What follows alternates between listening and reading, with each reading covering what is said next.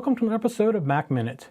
A few weeks back I talked about looking at file permissions, and I used something called GetInfo, and I got in questions about what did I use to see that with, and I probably shouldn't have jumped into it so quickly. So this week I want to go back and show you what GetInfo does and how you can do that. So I'm going to open up one of these Blue Angel pictures, which I've been using a lot here recently, and let's say I bring up this one right here, and I want to get some information about it. So what we're going to do is we're going to right click on it. Now there's a shortcut, which is Command I, but I'm going to show you through right click. You can right click and you do Get Info. This is also in the file menu. When I do Get Info, it brings up this window, and depending on what kind of file it is, depends on what you see. So here it says it's a JPEG image, here's its size, here's where it's located, here's when it was created and modified. You can actually put a label. If I want to make it a red label, you can change that here. You can lock it, the file, if you want. And because it knows what a JPEG file is, it gives you more information right here. It says its dimensions. So it's 3701 by 1939. It was taken on a Canon EOS 5D Mark II using RGB color space with a camera's RGB profile with a 300 millimeter lens, and had no alpha channel, no red eye. The f-stop was at 8 and exposure was at 2.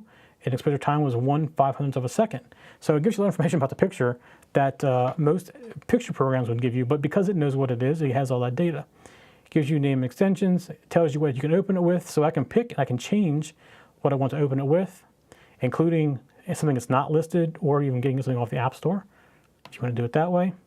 You see a preview picture of it, and then we come down to the permissions, the sharing of permissions we talked about last time.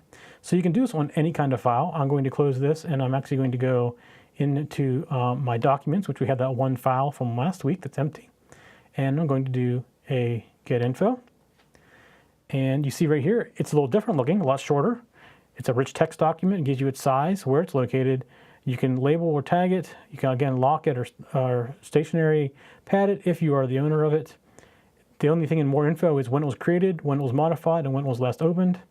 And then the name of the file opens with. You can go in and change that if you want. There is no preview, and if I keep scrolling down, if it lets me scroll down, there we go. Here's the sharing permission. So again, very, very simple to do the Get Info. And I didn't mean to confuse everybody by using that the other week to show you the permissions thing without explaining the Get Info. Very sorry. And I'm just going to cover it this week. All right, that's it for Mac Minute this week. We'll see you next week. For show notes for this show, contacts, and more, go to the techzen.tv website where you can get show notes for all of our shows. We love to hear from our viewers and listeners. We have an email, a Twitter, and a phone number where you can contact us for each show.